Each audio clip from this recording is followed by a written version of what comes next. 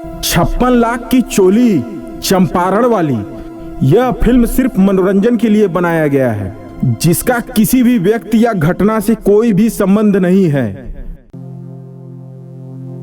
अरे यार विकास भाई, ये बुखारीपुर गांव के का हाल चल बा? हम ठीका ले रही बुखारीपुर गांव में का हो तो का ना होता। अरे बतावे के बतावा ना, डांटत का है बाड़ा? चच्चा पा लगी। खुश रह भाई। करे चुनाव होते तो उन्होंने का शुरू हो गए घरे का वो घरे का।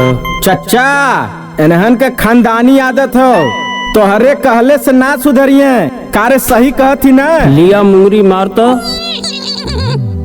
कहे मरला अबिया? हम दोनों ढोलक है का जो देखते बजा बजा चल जाला? नहीं तू ढोलक नहीं, चुन्नी मास्टर के नगाड़ा हुए। आप बजाई तो क्या? अरे माई रे माई बचावा। सही कहिला नरेश, जोन भगा दिले सारे के। भैया एक पान लगावा। दीदी हम लोग विपक्षी पार्टी का है, एकर मतलब ही ना कि तोहार इज्जत ना करब। बैठा, गांव के बहन बिटिया हो, बैठ के बतियावा। नहीं एकर कोनो जरूरत ना है। देखला नरेश, ई ऐठन में लोग प्रधानी जीती हैं। कब्बो ना जीती हैं ते अपन भैया दुर्गेश पाड़े जिंदाबाद, दुर्गेश पाड़े जिंदाबाद, दुर्गेश पाड़े जिंदाबाद।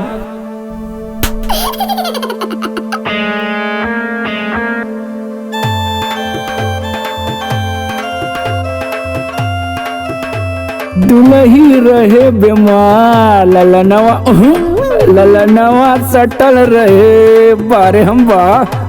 का हो बड़ा सजा सवरत हुआ, आज कहाँ बिजली गिरी? तू अपने आदत से बाज नहीं आए। इतहार रोज टनिया का आदत कब जाई? जब वो हम कोनो नीमन काम करे जाइला तू टोक देवेलू। ए रेखा, कब्बो तो कब्बो हमके ही लगेला ना, तू हमार मेहरारू ना, हम ही तोहार मेहरारू है। अच्छा, अब हमार बोली तो टोटका लगत है। वो दिन याद करा जब तू बियाह करके लिया रहला, तो हमार बोली तो के कोयल जैसन लागत रहे, और यही बोली आप तोरे करेजा में गोली चलत रहे। बार बार अगवरिया में भरत ला, चुम्मा देत रला। अब हमार बोली तो क्या आकार हो गई? बोलता गई ना बोला। अरे रुक, ये रेखा तनी आगे पीछे देखा, तब मुंह खोला और जहर जैसन बोला। तनी सोचा ये दीवार के भी कान होला। आए कोनो गांव वाला अगर जान जाइहन कि हमार त्योहार रोज खटार पटार होला, आए हम तो चुनाव हार जाब, हमार इज्जत सम्मान सब चल जाई। हमके के ओढ़ दे? आए हम चुनाव हार जाई, तू यह चालू? अरे नहीं हो, कोई अपने घरे को उर्दी जंगेला में ना डाली। जा जल्दी जा, वोट मांगा। तो के प्रधानी जीते के बा। जब तू प्रधानी जीत जाइबा, सब तोहरा के प्रधान जी कही और हमरा के प्रधानी, तब बड़ी मजा आई। ए रेखा, प्रधानी जीते इतना आसान ना बा। तो के पता बा, हमार विपक्षी दुर्गेश पाड़े बा, ओकरी गांव में बहुत बोलबाला बा। ओके चुनाव हराए के मतलब शेर के मुंह से मांस छीने के बराबर बा। तू काहे इतना डरात हुआ? अगर वो शेर हा तो तू बब्बर शेर हुआ। अच्छा। जाके झपट ला। ललनवा, ए ललनवा, आवत है चचा, आवत है, रुकला। बब्बर से रही, हम चुनाव जीत गई भारी मतलब से। दुलही रहे बीमार, ललनवा सटल रहे, अरे सटल रहे। भैया का रे? प्रचार करे पहले बिचलीपुरा में जाइया। काहे? कौनो बात बा का? नहीं कोनो बात नहीं भाई, टोटका होला टोटका। चुनाव भी टोटका से जीतल जाला। आवो हो लल्लन भैया आवो, भौजी के साया में लुकाए के सूते से काम न चले। अरे घरवा में घुसल रहबे कि चलबे प्रचार करे? छोड़ा मोह माया, चलो गांव वालों के रिझावे की बा। का बात है राजेश, आज बड़ा टही टही के बोलत हुए? भैया जी, हम टही टही के नहीं बोलत है। हम लोगन के ऐसा लागत है भैया आपका जनता से ज्यादा रुझान भौजी में बा। हाँ। अरे का यार राजेश, तू कहाँ का बात कहाँ पटक देवला? अगर हमार रुझान मेहरारू में रही तो हम प्रधान कैसे बने बताओ? ए भैया, यह बात तो तुम्हें समझावे के बा। आज प्रचार प्रसार का पहला दिन बा। आज अगर हम लोग कमजोर पड़ल जाई तो बाजी दुर्गेश पड़वा मार ले जाई। सही कहला मनोज, आज कमजोर नहीं खे पड़े के। ये नागराज चाचा, ये बतावा हम कैसन लागत है? मस्त लगत है ना? ए नागराज, ई खड़े खड़े का मीटिंग होत बा? इतना धूप बा, चला ना घरे बैठ के बात होई कमरा में। चला चलल जा।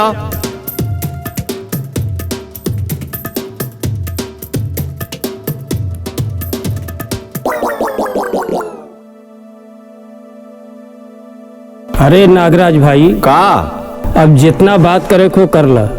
हाँ तो लल्लन, का कहत रहे हैं कि हम कैसन लागत है? काम में हमनी तोहरा खातिर वोट मांगे जाते।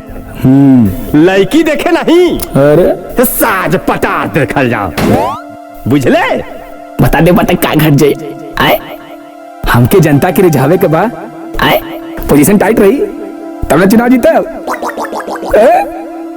ए भैया, गांव के आधा लोग तो आपके खूबसूरती पे वोट दे दिए हैं। अच्छा, बाकी गांव के आधा लोग अमन के चमचागिरी पर। ए भैया, तू लाजवाब हुआ, तहार कोई जोड़ नहीं खे, तू बिजोड़ हुआ।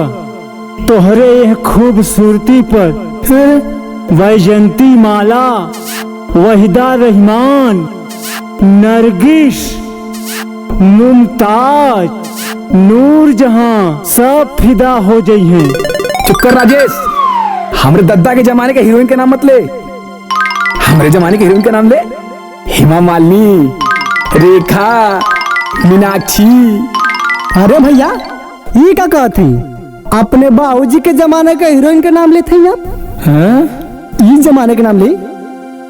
कटरीना कैफ, आलिया भट्ट, दीपिका पादुकोण, सनी लियोनी, ये सब अब के जमाने के हीरोइन हैं। ये सब का नाम ले?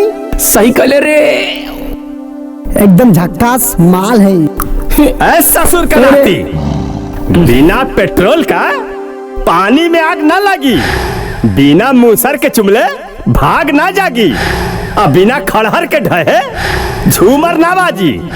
अब वही तरह बुजरी के सारे जब किस्मत में लिखल नहीं लौकी तो कैसे यादव जी का टूटी चौकी। हम बताओ दी चचा, सुना। कमर हिला के न चलू ये जान, यादव जी के चौकी टूट गई। नजर मिला के देख ले जान, पाड़े जी का मौसी रूठ गईल। चुप, बक्चोन हर कहीं का कांड बंद गाना गावत हुए तेरी माई का आँख मारो। ये चाचा, ये अंड बंड नहीं शकरकंड गावता। अब ही बात में देखा दुर्गेश पाड़े के बुराई कह दिए। यही बात हमके बहुत बुरा लागल। ई तो हमहू के बहुत बुरा लगल। प्रिंस, ये सब बात ठीक नहीं बा, आगे से ध्यान दी है। कारे मनोज, तू खा ले हमार, आए पिए ले हमार, यहाँ तक का पहिरे ले हमार, आए ओढ़े ले भी हमार, बिछावे ले भी हमार, आए और मौका पहले पर बजावे ले भी हमार, आए और गावल बिरगत पड़वा कर कारे तो जीजा का। आए ये भैया, नाजायज के जायज मत बनावा। सरसों पेरैला से कबो तीसी का तेल ना निकली, चाहे वो दुर्गेश पाड़े हो या केहू और। जब बात मान सम्मान के बा तो वहाँ मनोज बोले थे पीछे ना हटे। कहा मनोज भैया, मंगरई जैसन बात के जयफर बना देला, दोनों को दोनों तित। वैसे भी जे गांव के मुखिया बने वाला रहेला, ओकर मान सम्मान करे के चाहिए। हे राजेश भैया, हम ठीक कहत है ना? हाँ ठीक कहत है। ए चचा, यह बात तो हम लल्लन भैया के समझावत है। प्रधानी तू खड़ा हुआ, प्रधानी वो खड़ा हुआ, तो सम्मान दोनों जने के बराबर होए के चाहिए ना। मनोज भैया, हमारे हिसाब से ये पूरे गांव में सम्मान समारोह के चाहिए। कहा चाचा, ठीक कहत है ना? तोहरे हिसाब से का होके के चाहिए? अरे प्रिंसवा, अब हमार माथा होता गरम तो नहने के आवत नहीं बा शरम। अब ये निकाल के 10 सितम मारब न, हो जाइबे नरम। नहीं तो चुपचाप चल के सीधे से प्रचार करा, समझ ले। ये लोग यहाँ बैठ के खाली मुनीबी छाड़ा था, हाई होई हाउ होई, ऐसे ही प्रधानी का चुनाव जीती है। अरे यार प्रिंस, चाचा सही कहत हूँ। हम सब रहब ऐसे दुआरी के आड़े, बाजी मार ले जाए चुनाव में दुर्गेशवा पाड़े। का राजेश, तू कैसन पाड़े पाड़े कहत हुए? आए ओके देख ले हुए करिया मुसमतीन बनेरे मतीन हा क्यों क्यों देई हमके देख। सुंदर हैंडसम छफुट्टा जवान, अगर हम जीतब ना पूरे गांव के हैंडसम खूबसूरत छफुट्टा बना दे। का समझ ले? ठीक है, पहले जीत फिर बाद में छपुट्टा मर्द बनी है। लल्लन यादव जिंदाबाद जिंदाबाद, लल्लन यादव जिंदाबाद मारो जिंदाबाद, महरिया तान के भैया के निशान पे हमारा प्रधान कैसा हो, लल्लन यादव जैसा हो, हमारा प्रधान कैसा हो, लल्लन यादव जैसा हो, हमारा प्रधान कैसा हो, लल्लन यादव जैसा हो, हमारा प्रधान कैसा हो। लल्लन यादव जैसा हो। विजयी भव। गाय जीतता। धन्यवाद, तू लोग का आशीर्वाद बनल रही ना तो गाय जरूर जीती। हमारा प्रधान कैसा हो, लल्लन यादव जैसा हो, हमारा प्रधान कैसा हो, लल्लन यादव जैसा हो, गाय पे मोहर लगाना है, लल्लन भैया को जिताना है, लल्लन भैया जिंदाबाद, जिंदाबाद जिंदाबाद, गाय पे मोहर लगाना है, लल्लन भैया को जिताना है, लल्लन भैया जिंदाबाद। जिंदाबाद जिंदाबाद। ये चच्चा हमार लहर बा ना, बचवा घबरा म तो ही जीतबा। लल्लन भैया जिंदाबाद, जिंदाबाद जिंदाबाद, गाय पे मोहर लगाना है, लल्लन भैया को जिताना है। कारे सुरजा, हाँ भैया। खाली माला पहने की ऑटो देबे? अरे मन कोनो शक बा का? शक बा, एहिले तक कंफर्म करत बाई। भैया हम सोचा तो वोट घोड़ा पे देई।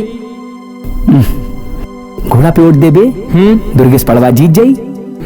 आज जब दुर्गेश पड़वा जीती तो घोड़ा पे बैठी और किड़वी किड़वी किड़वी भाग जाई। और तोरे हाथे में काई ठेंगा। गाय के वोट देबे, दूध पीबे, दूध फरबे, पनीर खीबे, दही खीबे, और सोच गोबर से गोहरी बनीबे, हाँ लिट्टी चौका कईबे। अरे सारे खाली मौजे मौज। अरे भैया अब तोटिया तो ही के देवला। अब एक चीज बताओ, गाय बढ़िया की घोड़ा? हमारे हिसाब से गाय बढ़िया है। तो क्या वोट देबे? तो के चल चल ठीक है चल।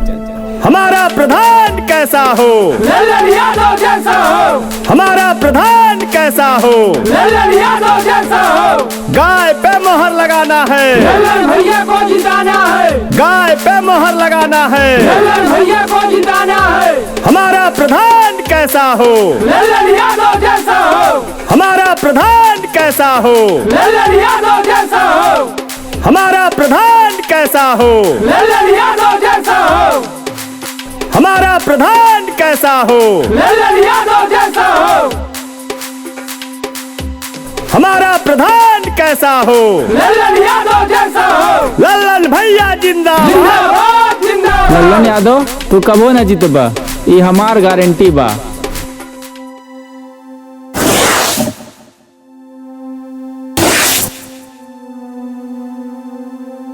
दुर्गेश पाड़े जिंदाबाद जिंदाबाद, दुर्गेश पाड़े जिंदाबाद जिंदाबाद।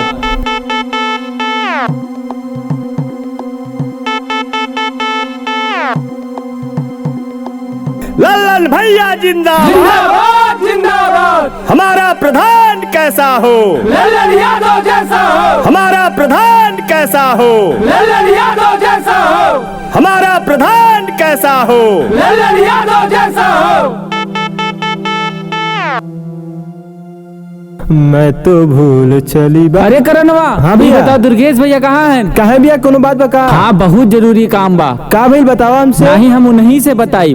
अच्छा भैया चला, हमके मालूम बा कहाँ हुई है। चला चला चला। देखा चच्चा, ए नरेश, हाँ भैया। बुखारीपुर गांव में प्रधानी के चुनाव का देख कितना बड़ा घमासान मचल बा। कितनो घमासान मचल है भैया, तू हिम्मत मत हारा, अब की तोहार जीत पक्की बा। ये तोर प्यार बोला था नरेश, तो के असलियत नहीं पता बा। प्रधानी के चुनाव लड़े खातिर माल चाहिए। सही कहला भैया, आजकल पैसा के ही बोलवाला है। लल्लन यादव 20 लाख रुपया खर्चा करता, यही से ओकर चुनाव जीते का पूरी गारंटी बा। हमरे पास तो पैसा बा नहीं, 2 लाख रुपया में तो हम चुनाव जीतम ना।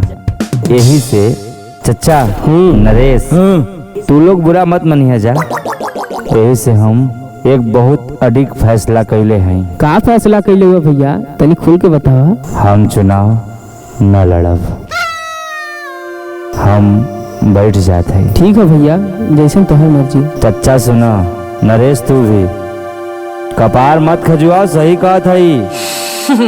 जे भी आई कार्यकर्ता लोग, कुछ कार्यकर्ता के हम पैसा दे के भगा देले है, उ ना आई हैं। लेकिन अगर 1-2 कार्यकर्ता बचल हुई हैं आई हैं, समझा दी है हमारे पास ताकत नहीं बा चुनाव लड़े के। चला राम राम भैया। चच्चा आवा, आवा इधर आवा, आवा चच्चा आवा। नरेश हाँ अकेले भैया। जाते हाँ, एकर ठीक कोनो बा काम भैया। नहीं बा। जितना पोस्टर बैनर तू छपवैले हवा, दीवार में चिपकैले हुआ, हाँ भैया। सब निकाल के फेंक दिया। ठीक बा ठीक भैया। बा? ठीक बा ठीक बा भैया। जय राम जी की। ए नरेश, दुर्गेश भैया कहाँ हैं? कहाँ है, कोनो बात बा का? अरे बहुत बड़ी बात बा। अरे हम लल्लन यादव के रैली में गए रहे, 5 घंटा उनका रैली घूमे। ई बेरी लल्लन यादव का ही बोलबाला बा, पूरा गांव लल्लन यादव के वोट देई। हम तो यह कहे आए रहली कि भैया प्रधानी का चुनाव न लड़ें। देखा शिवम, तू ये बात कहे में बड़ा लेट कर दिला। बतावा नरेश, भैया का कर लेलन? दुर्गेश भैया बैठ गए होंगे। बक, वो प्रधानी ना लड़ी हैं। कैसे ना लड़िए हो? हम लड़वाई। 2 महीना से उनके आगे पीछे कुक्कू नेर हम पढ़ लली। हमारे इतना पैसा खर्चा भइल, ओकर हिसाब किताब के देई? अरे ससुर के नाती, तू दुर्गेश भैया से पैसा लेबे? जे चुनाव लड़े खातिर अपन 2 बीघा खेत बेच के कुल पैसा चुनाव में गवाए के फूटी कौड़ी नहीं बचल, उनसे तो के पैसा चाहिए। अगर तो के पैसा चाहिए ना, चल लल्लन यादव के लगे, ओकरे लगे बहुते माल बा, बुझले?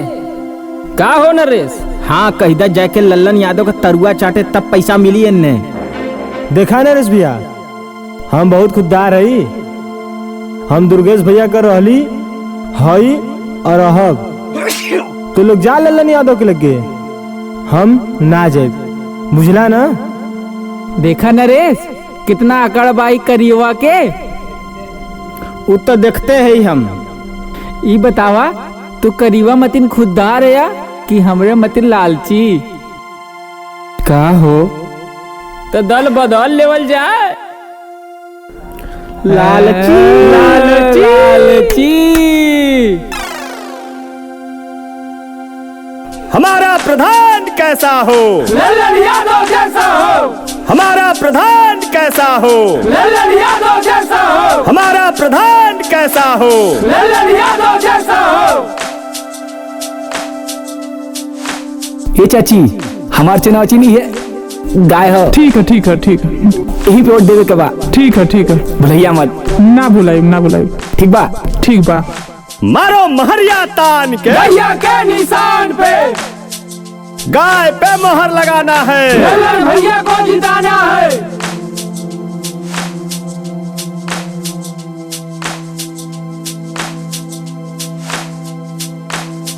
चचा गाय पर मोहर लगावे के बा। गाय पर? हाँ। अच्छा। लल्लन यादव के प्रधान बनावे के बा। ठीक बा।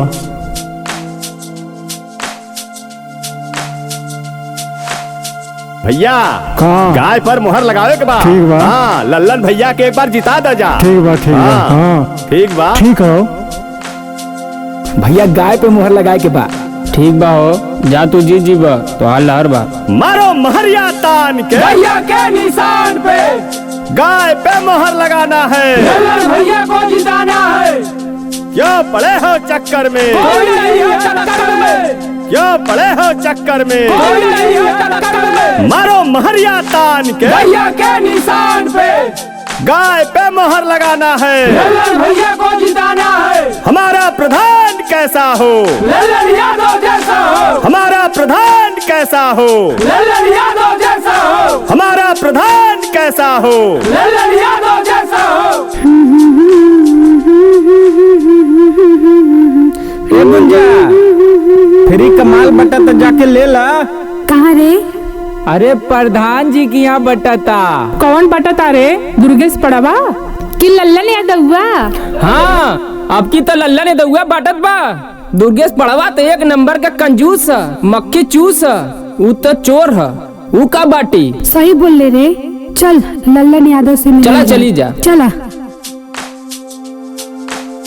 लल्लन यादव जिंदाबाद जिंदाबाद। लल्लन यादव जिंदाबाद जिंदाबाद। हमारा प्रधान कैसा हो? लल्लन यादव जैसा हो। जीत रहे हैं जीतेंगे। लल्लन यादव जीतेंगे।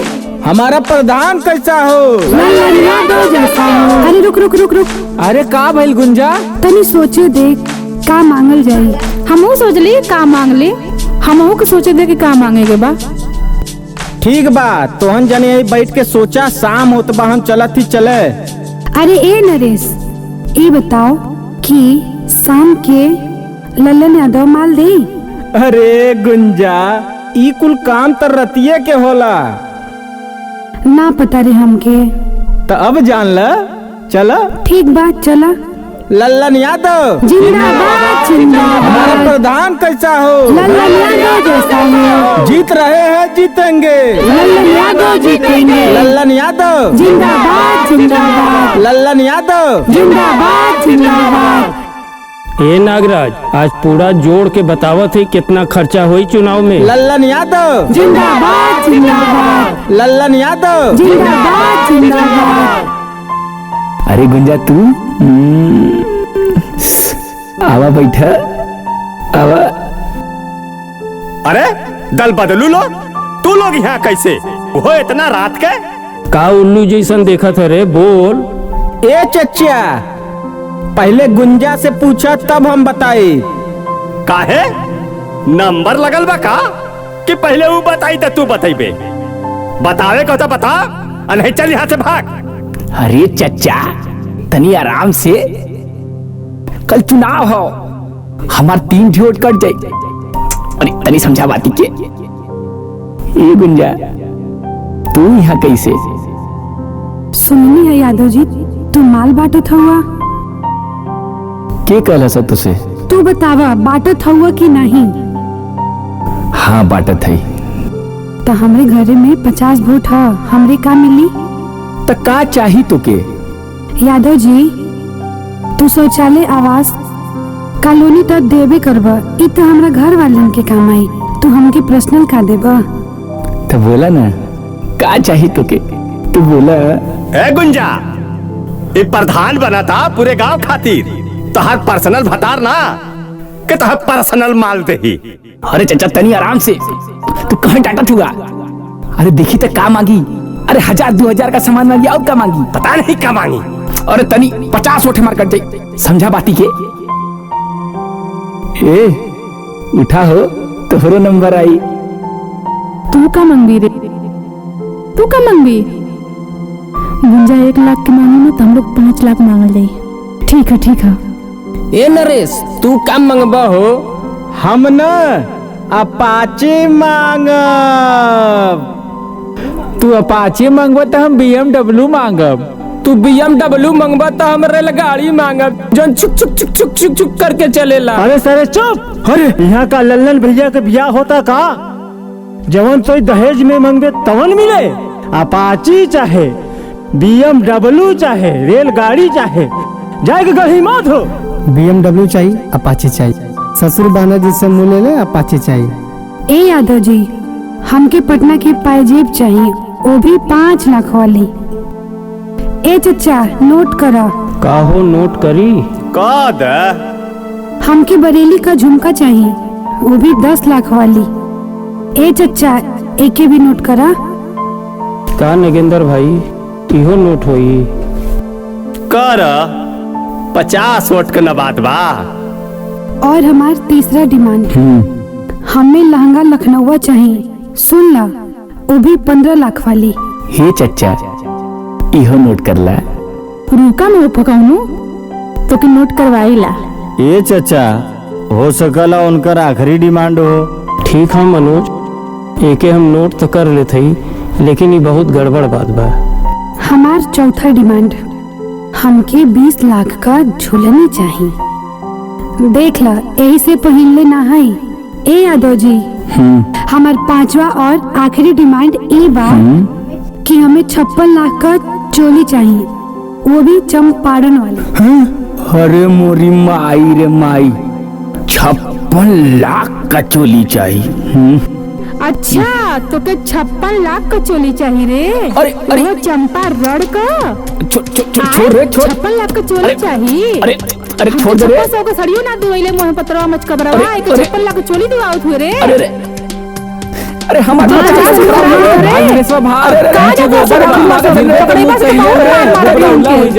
अरे कहाँ से आ गई ले? मुझ के बरो तरह मुझ में आओ लगे। अरे रे रे रे, अरे अरे माया रे मोरी मैया रे रे। हो चचा का तोर ससुर बोल रे। ये संस्कार दे लगा लइका के। अरे हम तो एके समझौली बहुत समझैली का समझिला बोला। हां काय मोछिए कबाड़ ले बहिने चचा बनल हुआ। अरे एक हम तो बना समझौली। तोर ससुर हमन रे। ससुर कैसा ससुर? हां अरे 56 लाख का चोली दिवाओ तो ससुर हुआ ये। अरे चनुआ हाथ जब रे, रे चनुआ हाथ जब रे। खानदानी छेड़ा रहुआ सो। तो मोछ में आग लग बना समझाओ इनका समझे तो हम का करी। ये का समझी तू खुद छेड़ा हुए। अरे देखा बदमाश हुए। अरे बेइज्जत करथिन। अरे बेइज्जत करथिन छेड़ा तो के ससुर हमन रे। अरे अरे अरे अरे चुप दाई दे चुप। अरे छोड़ दे मोछ में आग लगा मच का दही जा। अरे भाग भाग बुढ़वा भाग। का रे तू कहाँ भागत हुए? तू तो गांव के चच्चा हुए, पंचायत में ले हुए ना। अरे छोड़ दे रे। चुप रह दही जरा। अरे छोड़ दे रे। अरे छोड़ दे रे। अरे अच्छा चच्चा हिसाब जरा हुए रे।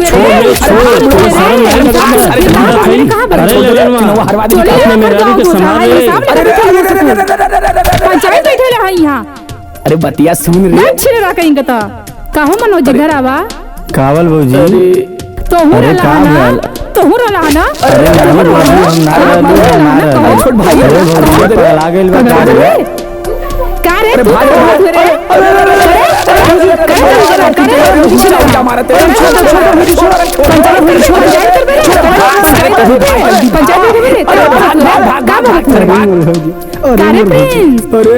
तोके कसम तू भाग लेता। तोके तोरे भैया का कसम। इधर आओ इधर आओ इधर आओ।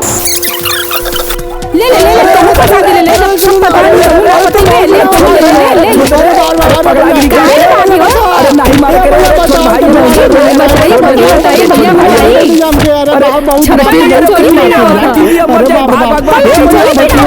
तू ही बता हम जाते हैं। कहाँ भगवे रुक। अरे अरे प्रधानी की अरे भाई प्रधानी की प्रधानी की चुनाव लड़ी चुनाव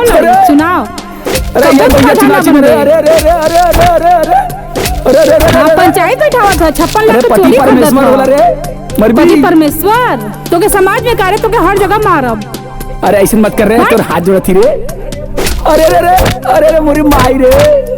तो के पाप पड़ी रे। तो के पाप पड़ी रे। चुनाव ना अब चुनाव खत्म। चल के घर बैठ और चल रोटी बनाओ। 56 लाख की चोली चंपारण वाली इस फिल्म को आपने देखा, उम्मीद करते हैं आप लोगों को बहुत पसंद आई होगी।